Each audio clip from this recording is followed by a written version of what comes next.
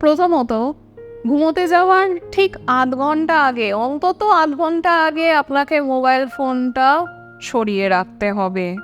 আমাদের মধ্যে এখন একটা ধারণা তৈরি হয়েছে যে মোবাইলে ফেসবুক, হোয়াটসঅ্যাপ, ইনস্টাগ্রামে ভিডিও দেখা, স্ক্রোল করা এটি হচ্ছে একটা রিল্যাক্সেশন টেকনিক।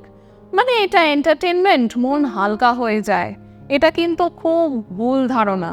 আপনি ঠিক শুতে যাওয়ার আগে সারাক্ষণ ওই পেজের পর পেজ আপনি স্ক্রোল করে যাচ্ছেন, এন্তার ভিডিও দেখে যাচ্ছেন, আপনার মনও তো সেই মেশিনের মতন চলেই যাচ্ছে। তো আপনার মনটা শান্ত হবে কি করে? আপনি যদি অতিরিক্ত অতিরিক্ত ইনফরমেশন আর তথ্য আপনার মনকে ঠিক শুতে যাওয়ার আগে দিতেই থাকেন, আপনার মনকে তো আপনি আরও অস্থির করে তুলেছেন।